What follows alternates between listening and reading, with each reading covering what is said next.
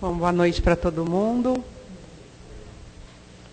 Antes da gente dar início aos nossos trabalhos, tem alguns recadinhos que a casa pede para passar e é sempre bom, né? Melhor fechar a porta, não é não? Bom, primeira coisa são as palestras, né, que são feitas todos os dias aqui na casa, com exceção das sextas-feiras. Segunda, terça e quinta-feira, a partir das 20 horas. Quarta-feira, às 14 horas, com um trabalho bem legal. Sábado, às 17 e domingo, às 10 horas. No domingo, nós também temos a evangelização infantil para os pequenininhos, para os baixinhos. É sempre bom trazer as crianças, né? Como meu pai dizia, era de pequeno que se torce o pepino, né? Então, é sempre bom trazer para as crianças já começarem a se inteirar da doutrina e tudo mais, né? O trabalho social, lembrando sempre que a casa faz um trabalho maravilhoso, entrega de 60 cestas básicas para as famílias carentes. A gente pede também a colaboração de vocês por alimentos não perecíveis. Nós estamos sempre precisando arroz, feijão, macarrão, leite em pó, café, açúcar, óleo. O que vocês puderem ajudar vai ser muito bem-vindo, tá? E a cada 15 dias, aos sábados, nós temos distribuição de lanche para moradores de rua nas imediações do metrô Santana. Também é um trabalho muito legal feito por alguns colaboradores aqui da casa. Fora isso, há sempre o plantão. É sempre bom as pessoas novas que chegam ou que estão... Às vezes a gente está com alguma angústia, algum probleminha. É sempre bom passar no plantão para a gente ver o tipo de passe que nós vamos tomar. Tá bom? Vamos fazendo a prece.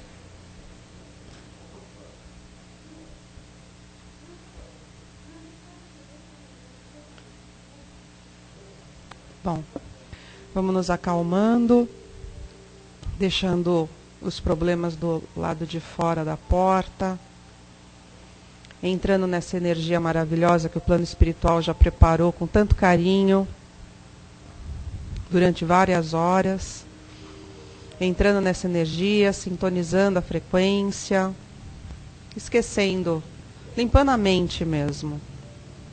Agradecendo mais uma vez ao nosso Mestre Jesus por ter nos dado a oportunidade de estarmos aqui hoje, usufruindo de todas essas bênçãos e de todo esse carinho que nós estamos sentindo nesse momento.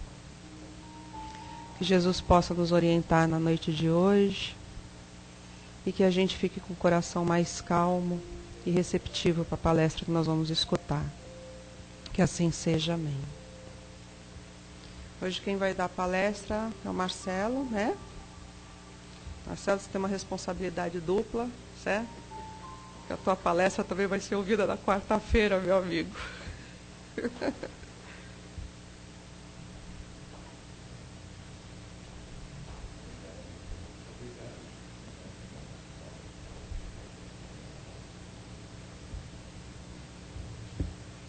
Boa noite a todos. Bem-vindos à Casa do Caminho. Responsabilidade dupla não é bom.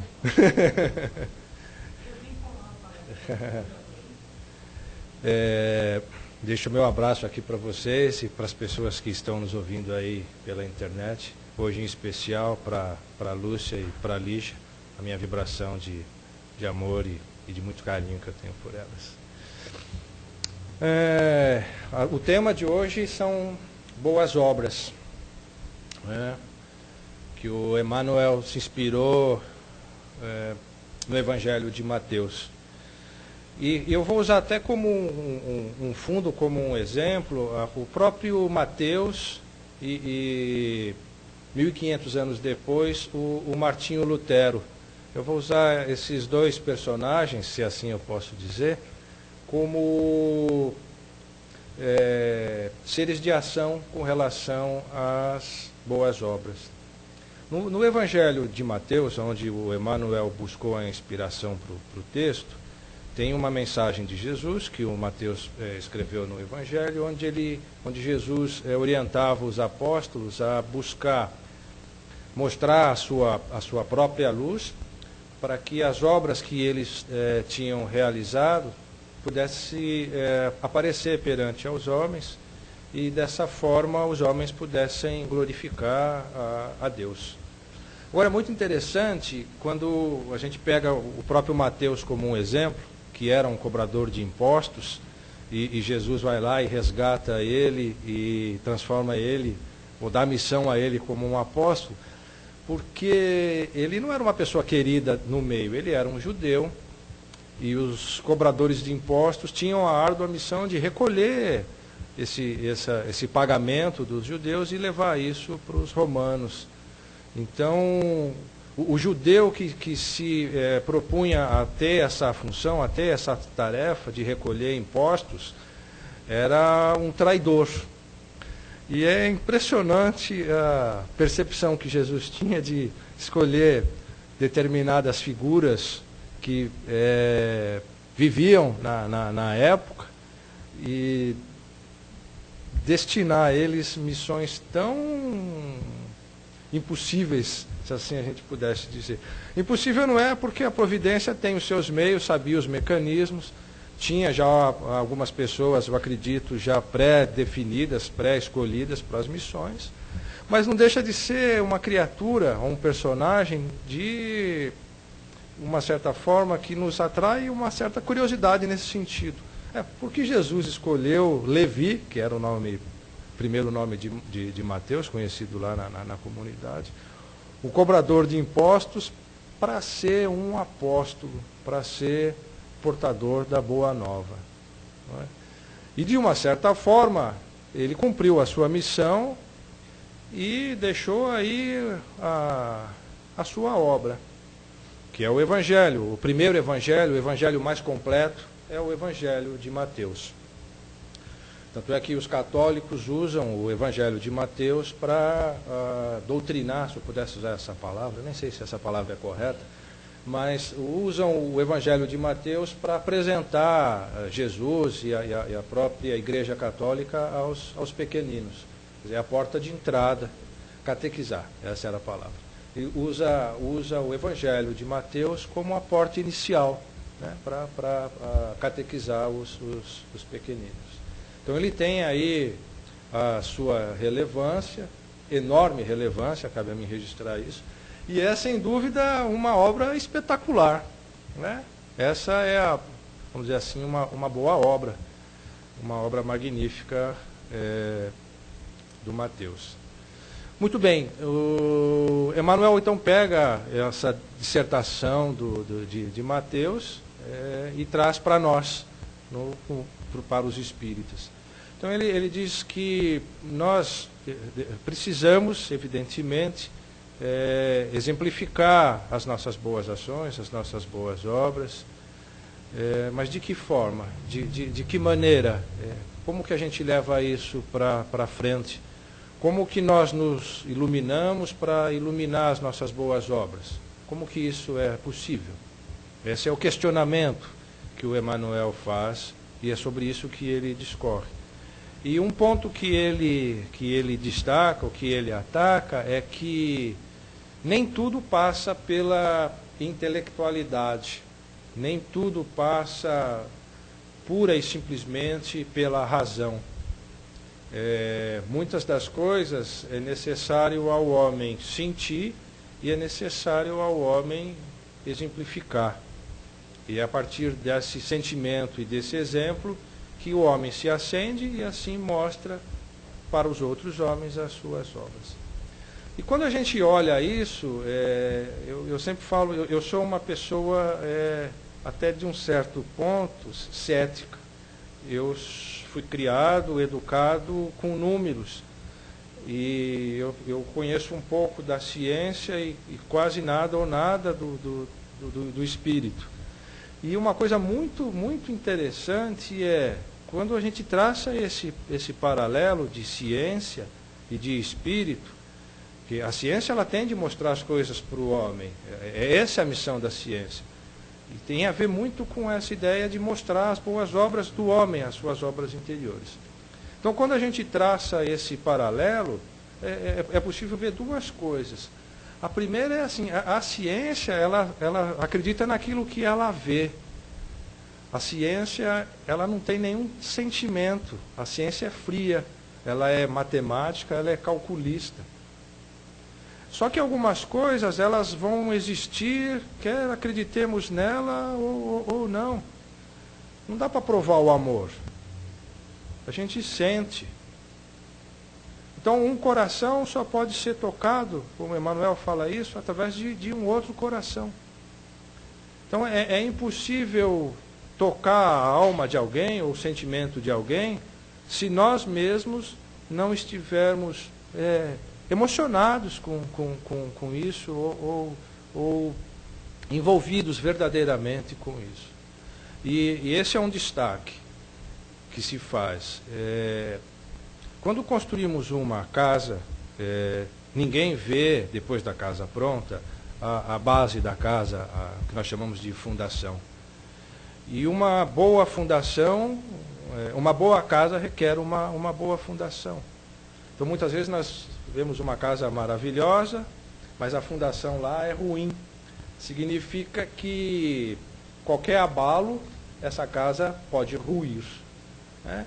É como a história dos 3 porquinhos que fugiam do lobo mau. Bastava um soprão do lobo mau para que a casa dos porquinhos ruísse.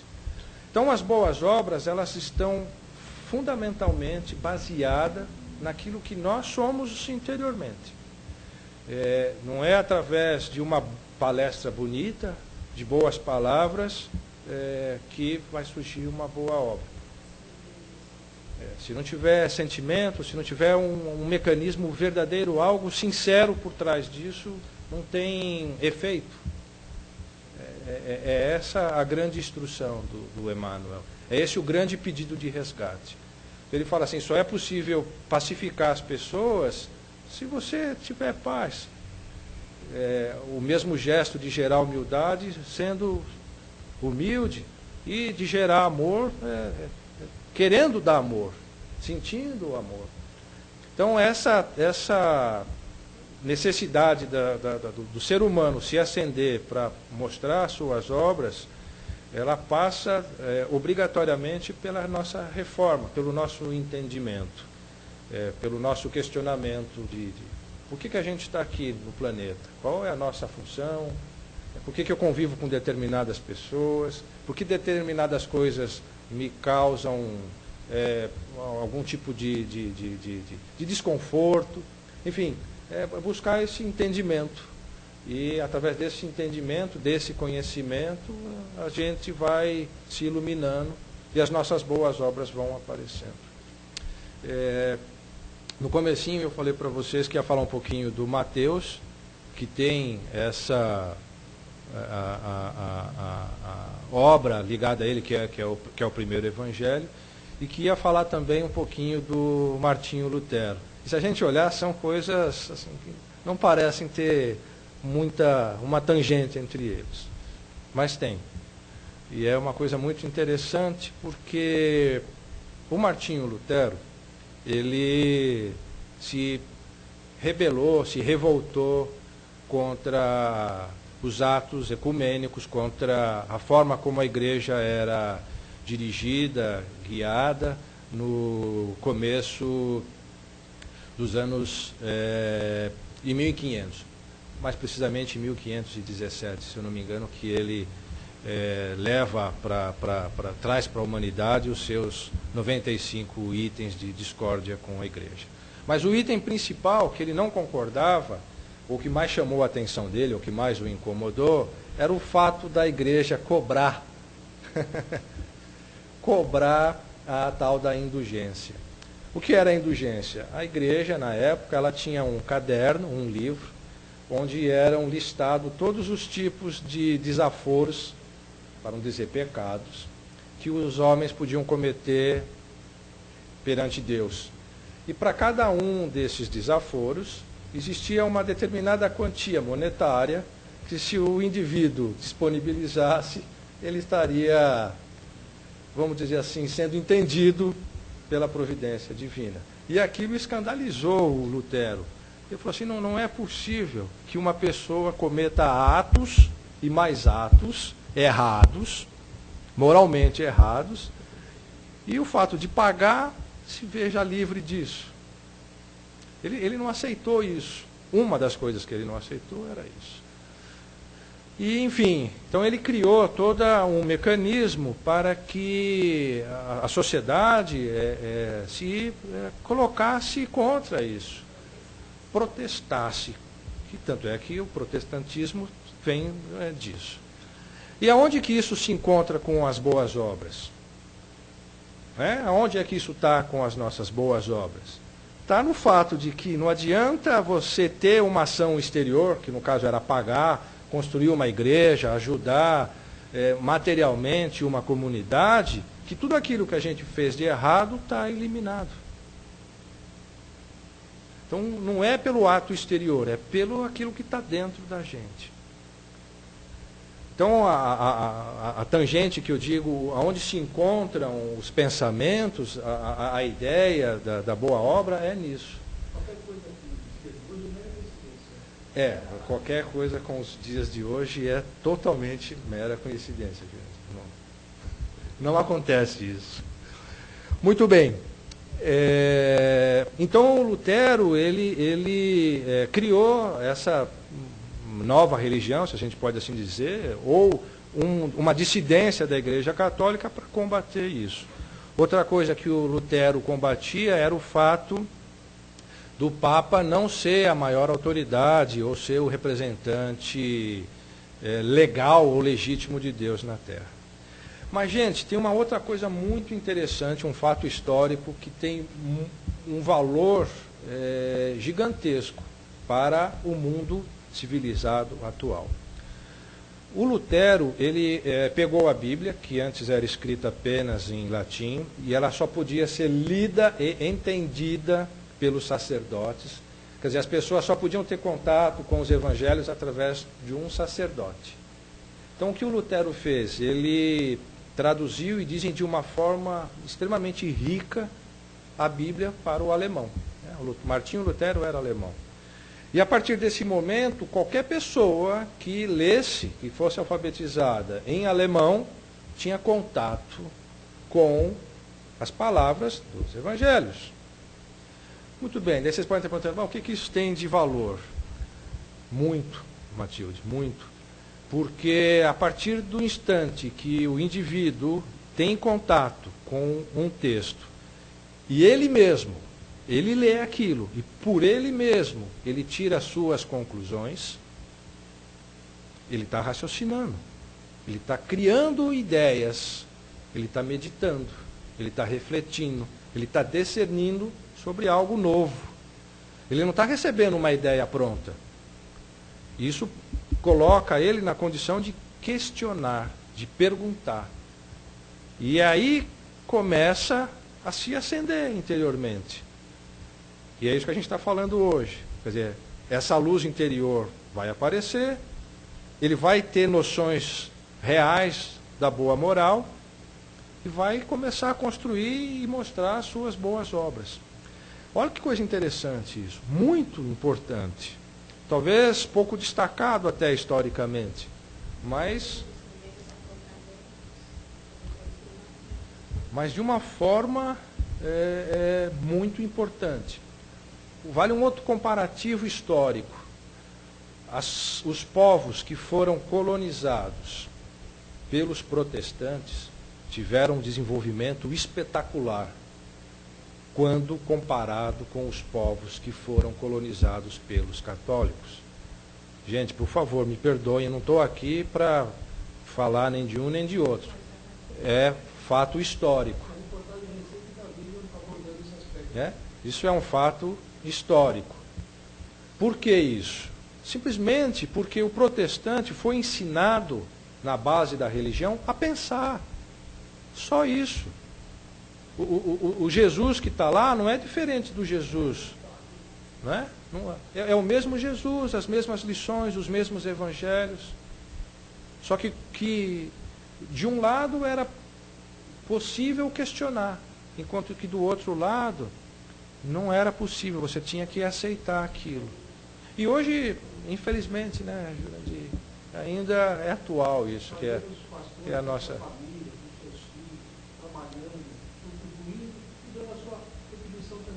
espiritual. Sim, sim. Essa é a verdadeira. Essa é a boa obra, essa é a luz que se acende, né? Esse é o caminho que se mostra. Então, é difícil fazer uma análise histórica dos fatos, se teriam sido diferentes ou não. Eu, como espírita, acredito fielmente que tudo existe um propósito, existe uma razão, e o Brasil é o coração do Evangelho, não é? A pátria do futuro, como dizia o Humberto de Campos. Então, gente, esses dois personagens que eu trouxe para vocês, tanto o Mateus quanto o Martinho Lutero, têm essa grandeza de mostrar a sua luz e as suas boas obras. Existe um comparativo muito bacana que diz assim, um general pega várias bombas, instrui os seus soldados para disparar essas bombas sobre o seu inimigo, e ele sabe que o inimigo dele é um inimigo inferior em força, em estratégia, mas mesmo assim ele usa essas bombas e fere e mata o seu inimigo. E a grande pergunta que se faz é: as bombas eram coisas ruins? As armas que os homens usaram eram coisas ruins? A gente, na verdade, está usando uma ferramenta, é um mecanismo que está sendo utilizado. E aí a pergunta que se faz é: esse general que comandou essa tropa, esse exército, era um general ruim? E todo mundo certamente vai afirmar que sim. Ele usou a arma para disseminar ou para escravizar ou para dominar um povo inferior. Agora, peguem esse mesmo general e ele tem todas essas armas, tem todo esse mecanismo e reflete, faz algumas reflexões e decide no último momento, eles merecem, eu tenho esse poder, mas eu não vou usar isso contra eles. Aí a gente pergunta de novo: esse general era uma pessoa boa? E a resposta parece que é sim, mas só parece, porque a resposta é não. A essência dele continuou a mesma. A essência de usar a arma, ela está dentro do general. Simplesmente ele usou da escolha, né? Ele usou uma escolha, ele tomou uma decisão de não agredir o seu inimigo. Mas na essência dele, ele usaria aquilo a qualquer momento. Então, qual é o verdadeiro homem do bem? Qual é o verdadeiro homem que está imbuído das coisas boas? É o general que jamais, em nenhum momento, pensou em usar a arma. Ele encontraria um outro dispositivo, uma outra forma de dominar o seu inimigo. Então, essa é o ponto que a gente tem que usar como reflexão. Muitas vezes, e eu falo isso como espírita, a gente vê dentro da casa espírita, e é assim que eles puxam o nosso pensamento, muitas vezes nós realizamos muitas obras materiais com extrema dedicação, com muita vontade mesmo, com muito empenho. Mas dentro de nós, nós pensamos assim: esse mundo exterior que eu estou criando, essas ações que eu estou fazendo, são suficientes para que eu me sinta bem. E aí é que está o erro ou ponto de reflexão. É importante continuar com as obras, sim, temos que continuar, mas temos que pensar se ela não é uma desculpa ou um amuleto para esconder algo que está dentro da gente. Então esse é o questionamento. Como que eu vou me acender, como que eu vou mostrar as minhas boas obras, se lá dentro, na minha essência, eu sou o general que ainda pensa, se tiver uma oportunidade ou se for realmente uma necessidade, eu vou usar as minhas armas. Então, é isso que a gente tem que refletir, é isso que a gente tem que pensar. Vocês sabem a diferença entre são e santo? Já pensaram nisso? Vocês já pensaram por que existe santos? Né? Santos, né? Já pensaram nisso, gente? Quando a gente fala assim, vou acender a minha luz, sou um ser iluminado, todo santo tem a sua auréola, aquilo é o seu ponto de luz, né? Ou como os espíritas chamam, a sua áurea podendo ser vista, a sua aura podendo ser vista pelos homens. Onde isso tem a ver com as nossas boas obras, né? Onde isso tem a ver com a nossa iluminação interior? Como que eu vou fazer brilhar a minha luz para mostrar as minhas boas obras? Sendo um santo. Sendo santo. Sendo um santo. Santo significa simplesmente aquilo que não é impuro, aquilo que não é profano. E a diferença entre são e santo é só na aplicação do nome. Todos os nomes de santos que começam com consoante são santo. E o que começa com os artigos são. Né? Santo Antônio, perdão, ao contrário.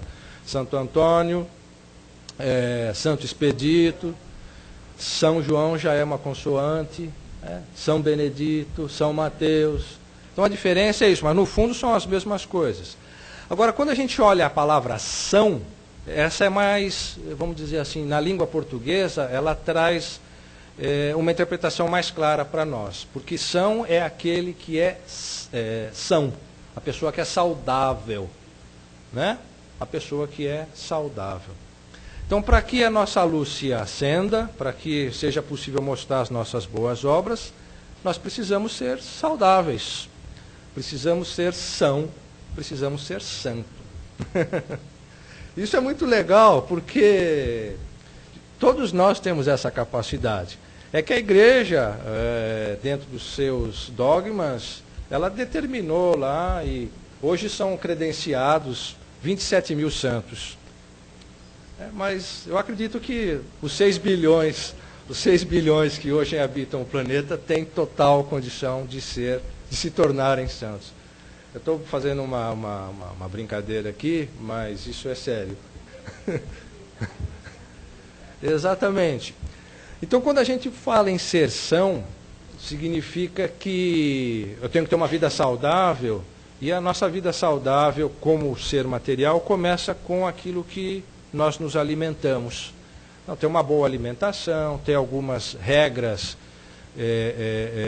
da boa higiene, dormir uma quantidade regular de horas. Só que isso é para o corpo físico. Então a gente consegue ter um corpo saudável, se exercitando, se alimentando bem, dormindo bem. E o espírito? Eu consigo ter um espírito saudável? Da mesma forma, não é? Alimentando bem o espírito, fazendo o espírito praticar alguns exercícios. Isso é muito legal, gente, porque esse é o caminho para atender esse chamado de Jesus para que nós nos iluminemos e mostramos as nossas boas obras. Então isso esse processo é sempre repetido, né? Sempre no fundo a história se repete. Então como que a gente mostra isso? Como que a gente alimenta o nosso espírito, primeiramente? Alimentar o espírito é o nosso pensar. O que eu uso como fundo para refletir? São os programas que eu vejo na televisão, os artigos que eu leio no jornal, as músicas que eu ouço no rádio, enfim. Aonde eu vou buscar o meu alimento espiritual? Se eu tenho um bom alimento espiritual, estou nutrindo o meu espírito com coisas boas, com boas energias. Nós falamos muito e sempre sobre a nossa psicosfera, que é onde o nosso espírito vai buscar o seu alimento, o seu recolhimento. Então a grande pergunta é, aonde cada um de nós está indo buscar esse alimento espiritual? Como estamos nos nutrindo espiritualmente? Então essa é uma questão, ou um ponto de reflexão para cada um de nós. Se nós precisamos ou queremos e devemos, de uma certa forma, atender esse chamado, de nos acendermos, para mostrarmos as nossas obras para os homens, e dessa forma eles glorificarem a Deus, onde é que começa isso? Dentro da gente. Então, o primeiro passo é a nossa transformação interior. Precisamos nos alimentar bem espiritualmente, ter bons pensamentos, boas palavras, boas ações. A grande mensagem do texto do Emmanuel é que Deus nos deu asas e devemos saber usar essas asas. Que asas são essas? As asas angelicais, da angelitude, as asas que nos levam a viajar pelo universo. Eu estou fazendo um pequeno estudo de um livro que chama Mostre-nos Deus. É um livro escrito por um jornalista, ele é 110% cético, e ele pesquisou durante quase 8 anos teorias científicas, desde a teoria da relatividade do Einstein, por Copérnico ou Kepler, que são os cientistas mais antigos, até cientistas atuais, como Stephen Hawking. E é impressionante como ele narra e consegue mostrar, de uma forma científica, que é impossível o universo ter iniciado sem que fosse alguém lá e acender uma chama. Ele chama isso de Criador, já que ele não acredita em Deus, mas teve um Criador. Então é muito, muito, muito interessante a forma como ele mostra isso. E a forma grandiosa que ele mostra o universo, todas as suas galáxias, a imensidão que é o cosmos. E a gente muitas vezes está preso a refletir ou imaginar só a Via Láctea. E quando ele mostra isso é de arrepiar. Tanto o lado do homem material quanto o homem espiritual. Você fala, puxa vida, isso existe? Existe. A movimentação das galáxias, como que o universo está se expandindo, a criação de nebulosas, como que uma estrela desaparece e aparecem outras. Tudo isso visto, registrado, estudado pelo homem.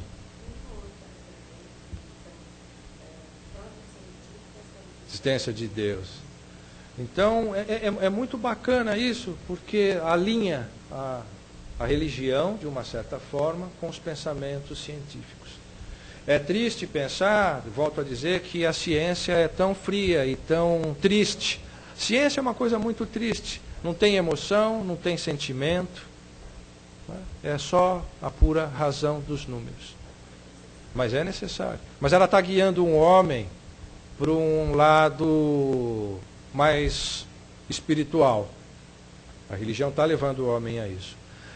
E só para a gente encerrar, falando de religião e de ciência, a ciência nasceu dentro da religião. Foram os religiosos que questionavam as coisas que criaram a ciência. Isso é uma coisa muito bacana. Tem a ver com a nossa ideia de hoje, de fazer brilhar a nossa luz. Então, ciente do que acontece, de entender as leis. Então, isso é muito, muito bacana. Então, como reflexão, fica aí essa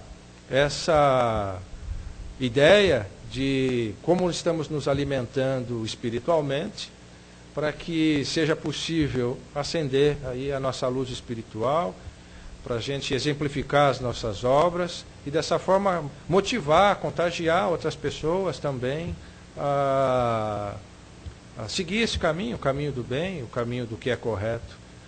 Nós ainda estamos um passo atrás das lições de Jesus, que é a lição do amor. Nós ainda precisamos da lição do respeito. Enquanto nós não nos respeitarmos, a gente não consegue respeitar as outras pessoas. Então fica um pouco mais difícil o nosso trabalho. Não impossível, difícil.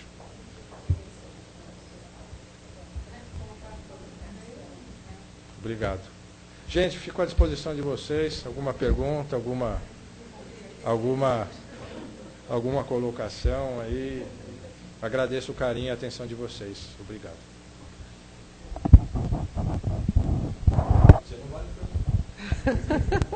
E aí, alguma pergunta? Quer falar alguma coisa? A forma como ele coloca as comparações e a forma dele desenvolver o assunto é muito interessante, muito peculiar seu. É. Sim, mas aproveitou muita coisa para poder comparar, né? Eu acho que é isso, e nós temos que buscar, através da nossa própria, o nosso sentimento aliado à razão, né? O sentimento é aquilo que a razão aceita, né? Então, se a gente buscar o melhor, lógico que nós estamos a caminho, né? Uns talvez com os passos mais largos e mais acelerados, e outros talvez vacilando ainda, dá um passo, retorna, mas estamos a caminho, sim. Eu acredito muito na humanidade. Eu acho que é uma das missões do espírita acreditar. Embora, às vezes, o contexto atual nos desmotive, mas a essência em si é espetacular. Tem muita coisa que se aproveitar.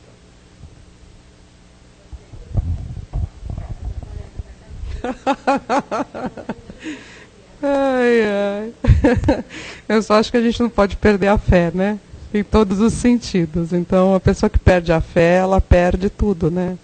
Eu não consigo imaginar uma pessoa sem fé para viver, para tudo. Eu não consigo imaginar, porque a vida deve ser muito dura. Exatamente. Então, obrigado. Você falou da fé, eu quero falar. Tem em algum lugar aqui, está escrito, não sei aonde, São Francisco de Assis, antes era ali, eu acho que agora é aqui. Ele fala assim, a fé, que ele quer levar a fé aonde há dúvida. Isso é uma coisa muito bacana, porque o ser humano, quando ele não tem dúvida, ele tem fé. Quer dizer, a fé é uma afirmação, a fé é a crença. E quem tem fé, quem tem crença, não tem dúvida. Ele pode ter questionamentos, ele pode estar querendo aprender, tá refletindo sobre as coisas, fazendo um estado de estar discernindo, fazendo a sua reflexão. Mas a fé é algo mais forte. A fé não permite que ele tenha dúvida. E é isso que a gente tem que buscar. Essa força, que é, não tenho dúvida, nisso eu acredito.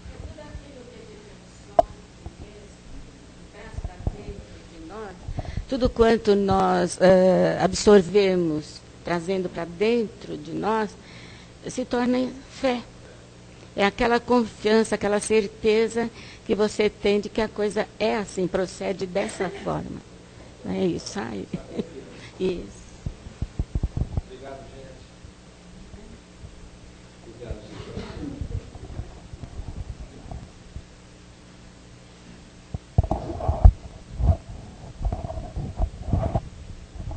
Bom, o bichinho não quer entrar aqui.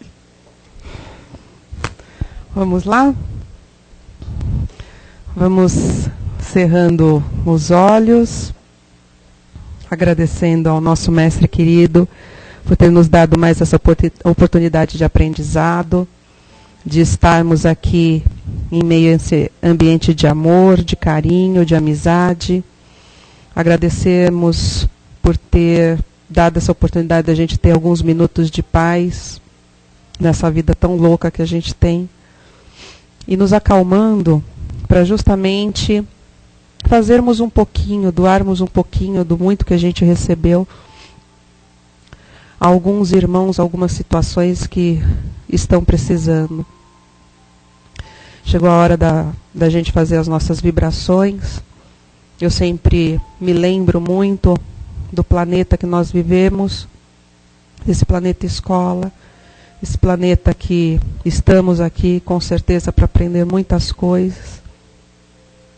E que às vezes é tão judiado. Eu queria que vocês imaginassem uma luz branca envolvendo esse planeta Terra maravilhoso, com alguns raios dourados, principalmente nas regiões que nós sabemos que há muitos conflitos, muitas guerras, que graças a Deus nós não precisamos passar por essas provas. Agradecendo, Pai, por essa oportunidade bendita de vivermos neste planeta, encarnados, passando pelas provas que nos são dadas e agradecendo por cada pedra que tiramos do nosso caminho. Pedimos também, Senhor, que as vibrações, que essa doação de amor vá até os hospitais, aos leitos das pessoas que estão com dores. Que a corrente do Dr. Bezerra de Menezes, nessa hora, seja acionada para amenizar um pouquinho esse sofrimento. Pedimos também, Senhor, vibração aos nossos lares, que nós consigamos visualizar a porta da frente de nossas casas, que esses anjos entrem por essa porta, retirando todos os miasmas, todas as formas, pensamentos, energias negativas desse lar, e seja reposto em seu lugar energias salutares de amor, de refazimento, harmonia, paz, que realmente essa casa seja um lar. E vibremos também por nós mesmos, para que nós consigamos entender todo esse processo divino que é a vida, que nós consigamos entender que as provas que passamos é porque o Senhor tem certeza que nós conseguiremos passar. Agradecemos do fundo dos nossos corações por todo o aprendizado dessa noite, por toda a alegria que aqui encontramos e fomos recebidos, e damos por encerrado essa parte do trabalho, e com essa energia esperamos para adentrar a sala de paz. Que assim seja. Amém.